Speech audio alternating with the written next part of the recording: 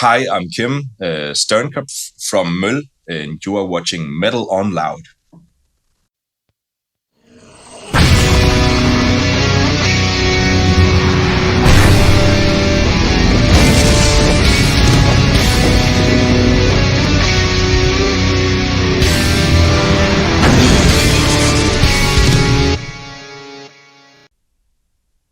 Thank you very much for joining the podcast, man. How are things in your world?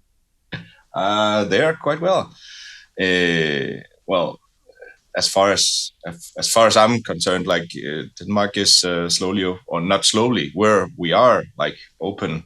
I think the vaccines rollouts and everything has panned out, so we're kind of back to normal. I just went to see Kellermensch, a Danish rock band, at one of the local venues last night, and it was just amazing to see approximately 700 people, gathered for a great music event. So it really feels like we're transitioning to something that reminds me of normality. Yeah. It's like the world is reawakening right now. Yeah, let's just hope it doesn't spin faster than before, or Yeah, something does kind of make me think that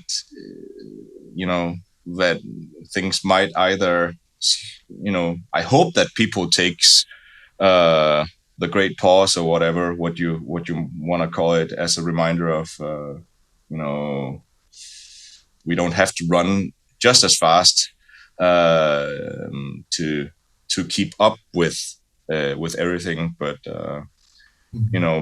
being, if you come from a place where you feel that your life is running in front of you, maybe that great pause of a year or so might be a good reminder for some people. At least it was for me. I think I agree with that. If you look at things you have, you respect them all the more if you lose them for a while. Yeah, exactly. And I think some people have gained either, or at least in the music scene, like either people are refocusing and on what's what's important, and I think everybody there's a sense of urgency to a lot of things that have just kind of, I think that urgency might not always have been a good thing for people, especially in the music industry.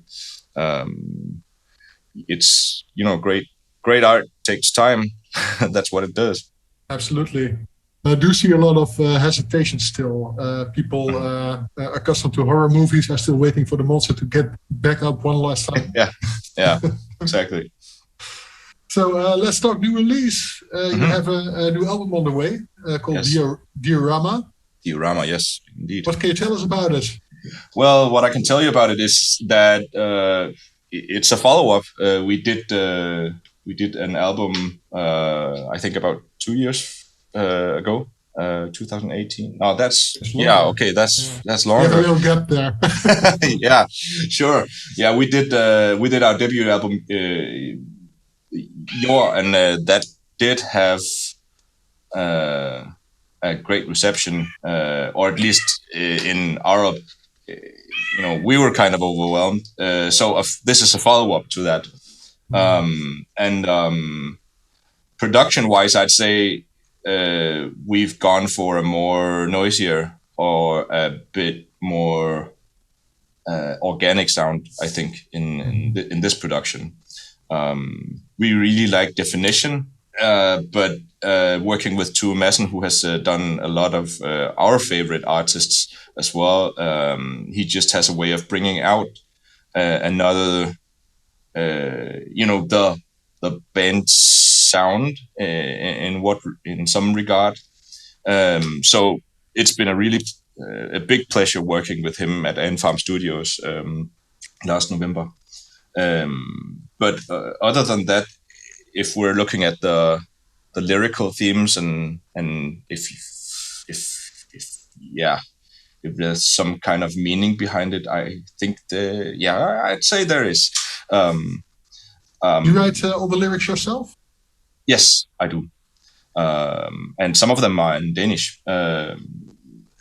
That actually was kind of a coincidence on our debut album, me trying that out, because I don't know, there's something about the native tongue that kind of you can kind of get the connotations from either schlager music or stuff like that, something folk music, and be kind of put off by that. But I just the guys challenged me at that point to explore that, and I've just embraced that, because it just brings I think it brings an authenticity to it, and we all have that thing about if English is your second language, then your native language just has a way of conveying feelings in another way. Or at least a way where I feel kind of more intimate with the spoken language.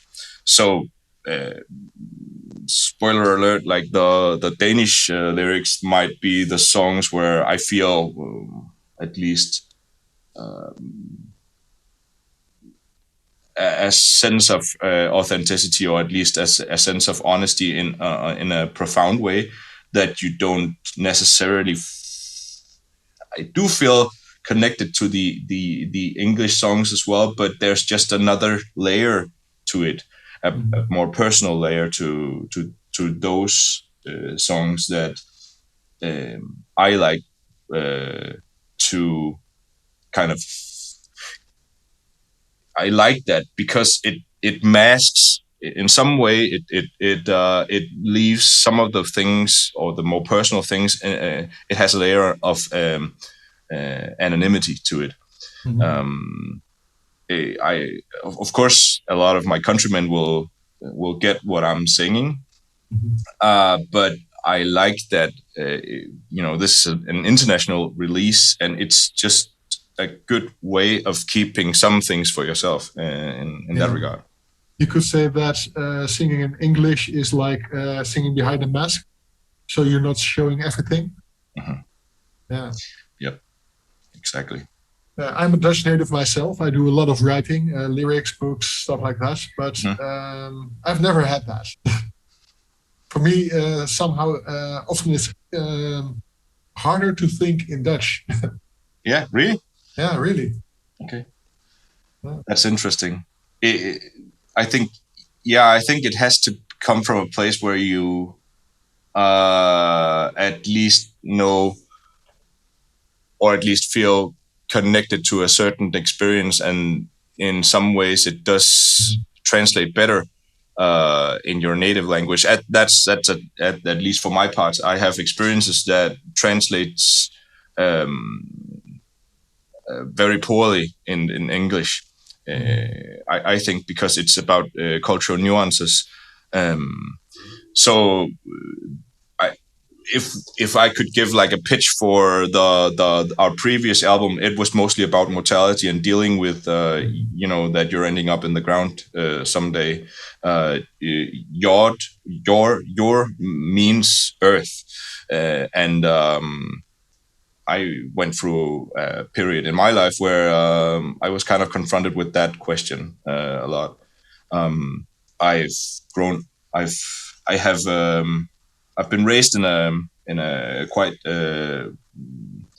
religious family, and I think that half a year when I wrote our debut album, that was a period of, well, I was burned out for half a year, so that's what came out of that half a year. DIORAMA is actually kind of a follow-up in that sense. It's I really draw a lot of inspiration from movies. I don't know if you've heard of a film director called Ari Aster. No, I don't think I have. Okay, he made a movie called Hereditary. it's actually a horror movie, and the protagonist in that movie is a woman who's really troubled by her past and how her way of dealing with past traumas. She has a way of making 3D representations of really traumatic events in her life. So she makes miniature models of specific key moments that have traumatized her. So that is a diorama, a 3D representation that you can turn, look at different angles and see different things to kind of, dive. Well, for her, I don't think that might not have been the most healthy way of dealing with trauma.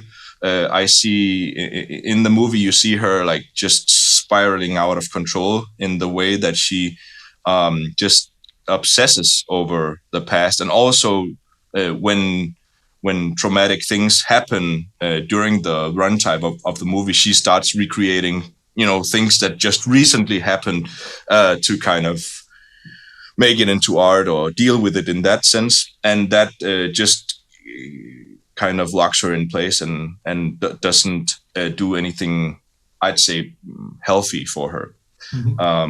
So that kind of inspired me to how I'm dealing with a lot of the lyrical themes in this on this album. It, in some sense, if Your was about what are we here for? Does it matter? Is there any, mortality? I have a really limited lifespan as a human. We are 5 minutes to midnight. If we think upon humanity and how long civilization have been here in comparison to the universe. So when that album kind of dealt with those big questions, this album kind of delves deeper into something more relational. It's more organic. It's more on a personal level, because when if your sense of meaning of the universe, or at least how you see it, is gone, what are you left with? You are left with relations. You are left with the people that you love, or the people that you've grown up with, for better and for worse. Absolutely. I've listened to the album several times this week, and I instantly connected with it. And I'm not sure what it is. If it's the melodies in it, because you have a really strong melodic vibe in there, or the way the lyrics are brought in a really poetic, short stack way. Yeah. It made me wonder, how do you construct such a song, such an album? Well, I think there's, in our writing process, Nikolai, our main guitarist and main songwriter, he's the one who comes up with the layout for the songs. So he's really good at working with full ideas, like not just a riff, but he brings a full representation of a song to the table. And usually it's Ken, our drummer. He and Nikolai starts, working with that material, and I get thrown into the mix at one point, where I kind of build the lyrics into that mood.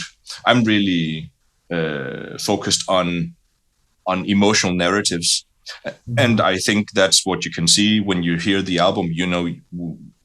In our streaming society and the way that we used to we consume singles and stuff like that, we want that the songs can stand for themselves, but they're meant to be consumed in succession, like an emotional narrative.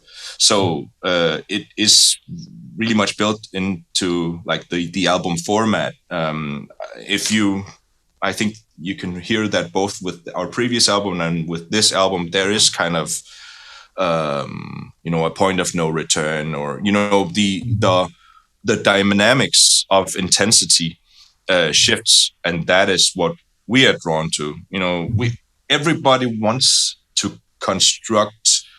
When you're telling a story, you want people to be hooked at some level, and I know that melody is just a really strong component in our music. We do make guitar music, but I work with my instrument as a vocalist to kind of complement the whole thing. So there's not one.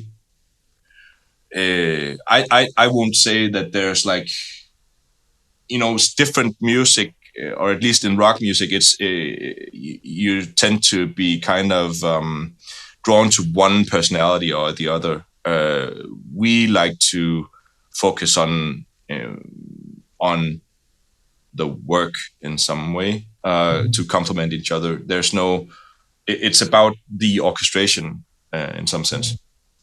To me, I wasn't familiar with the band before I agreed to this interview, so I had to dive into your history. I really enjoyed your ride, but what struck me most is how surprising you are. Your sounds, your chosen genre, shoegaze. I had to look that one up. And the fact that the picture you have on your channels, it's all these guys in bright shirts.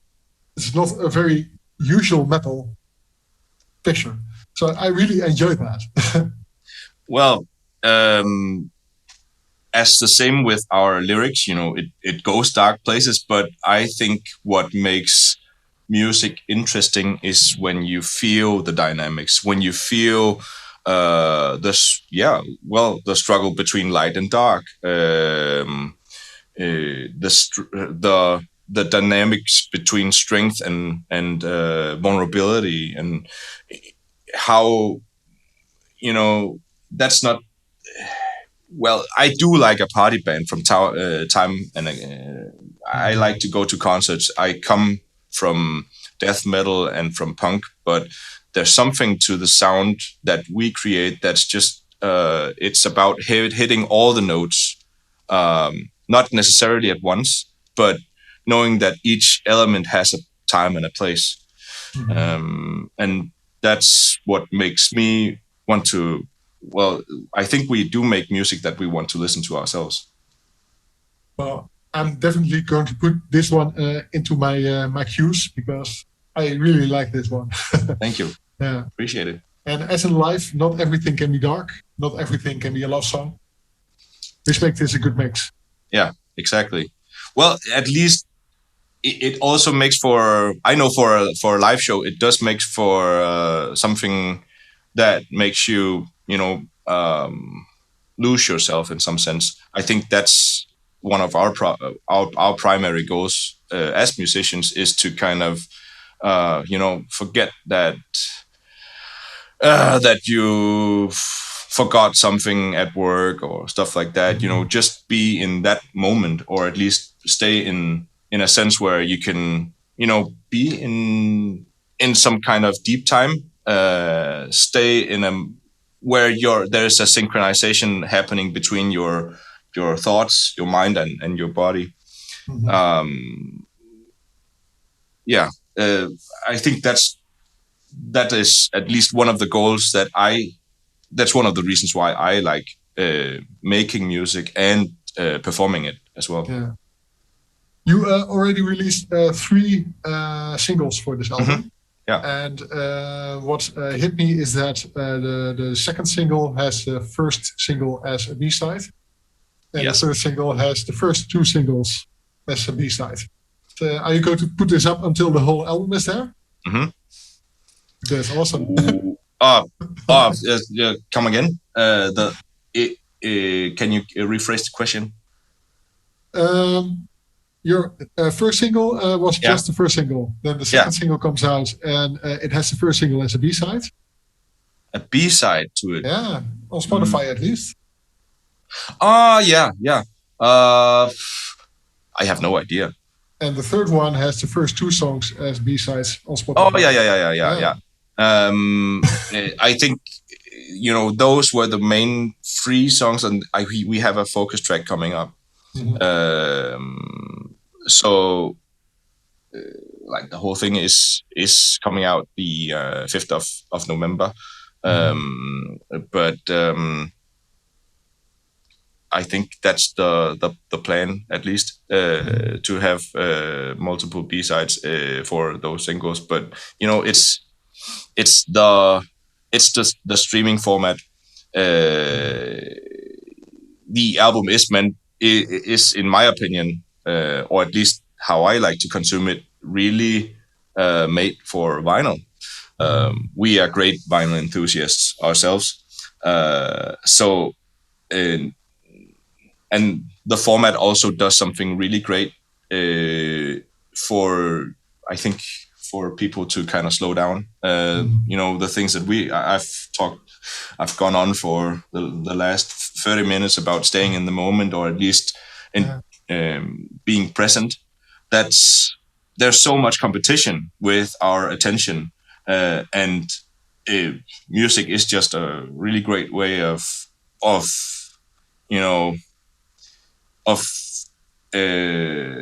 nurturing that part of your perception, or at least that part of your awareness.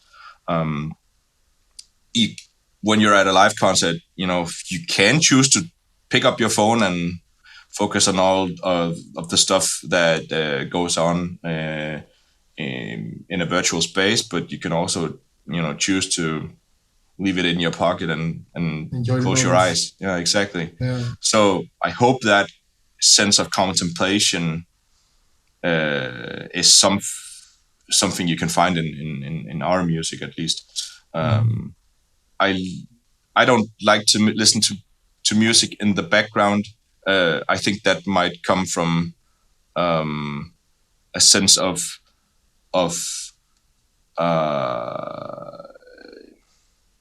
I don't feel that I give the artist the attention, or at least the credit, when I leave something, just in the background. We all need some sense of, maybe when you're working, some music is better for that. But at least the listening part, as an active, that thing, I think that's what we're pursuing. Yeah. I think really good music needs to make you think and feel, and if it's suitable to be played in the background, it's not doing its job. Well, for that part, I'd really like more instrumental music, at least. Movie soundtracks. Yes, yeah. Well, I really like movie soundtracks, especially when I'm doing productive work. I am not really that good with lyrics while I'm trying to do something creative. I feel too much of a push there, or at least a suggestiveness. When I hear lyrics, I can't help but be kind of colored by it. You do that willingly. I think you do that willingly with a lot of formats, or at least with a lot of music. This makes me feel something. And I think when music can make you feel something, that's great. Definitely. I think that might be at least one of the main reasons why you expose yourself to it. Yeah. How's your year going to look? I saw you already have some tour plans. Yep, we do. February, we are heading out with Ithaca, a British band that we know already. We actually used to be on the label with these guys. I think it's from the 8th to the 22nd. We're touring with them. And hopefully we'll get more tour packages coming up. But at least I'm really looking forward to touring again. I think there was one point where I was kind of afraid, it was never going to happen. Never say never. Yep, exactly. Yeah. I, for one, am really curious how this stuff will sound live, and if you are actually looking at your feet while playing. Well, we are going to Patronat in Haarlem. Yeah. Haarlem. So I hope to see you there. It's one of our favorite venues to visit when we're on tour. So I'm sure you're gonna have a good time. Awesome. Then last question: do you have any last words for our viewers out there, your fans? Well, if I would say something is, give music time. I think there's something about that attention to detail. If you can take it to the far extreme, go to a music or to a museum and look at a painting for 3 hours. I'm not telling you to do that, but I think art needs a space, a reserved space, and if you give yourself the opportunity to dive into that, you might find something valuable there. Those are very wise words, man. Thank you for your time and joining us on the show. And sure. We'll see each other on the road. Yep. Metal on Loud. Yeah, sure. Have a good Sunday.